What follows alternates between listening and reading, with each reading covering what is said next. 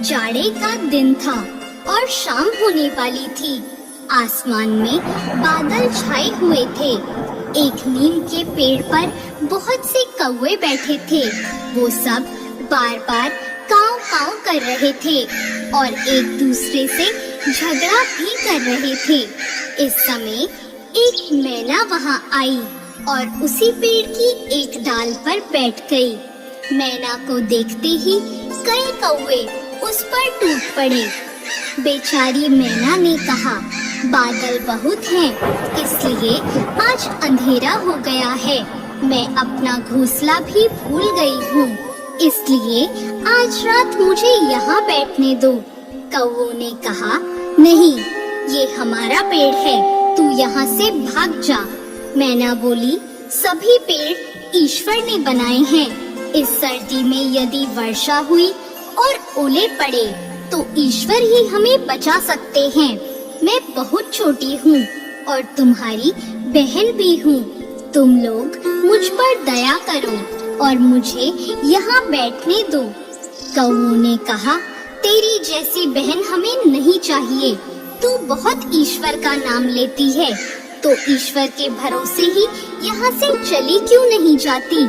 तू नहीं जाएगी तो हम सब तुझे मार देंगे। कौवों को काव काव करके अपनी ओर झपटते देखकर बेचारी मैना वहाँ से उड़ गई और थोड़ी दूर जाकर एक आम के पेड़ पर बैठ गई।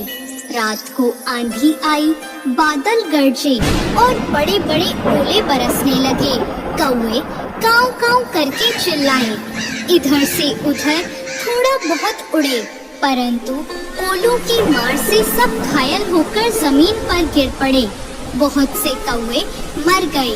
मैना जिस आम के पेड़ पर बैठी थी, उसकी एक डाली टूटकर गिर गई। डाल टूटने से उसकी जड़ के पास एक जगह हो गई। छोटी मैना उसमें घुस गई और उसे एक भी ओला नहीं लगा।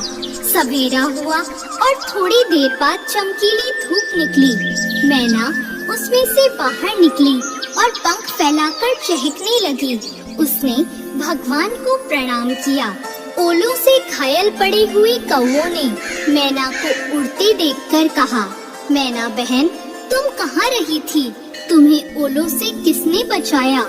मैना ने कहा, मैं आम के पेड़ पर अकेली बैठी भगवान से प्रार्थना करती रही और भगवान ने ही मेरी मदद की। दोस्तों, दुख में पड़े असहाय जीव को ईश्वर के सिवाय कोई नहीं बचा सकता।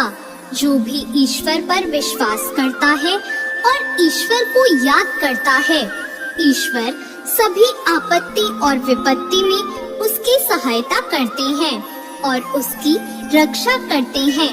ईश्वर की माया निराली है, हमारे समझने में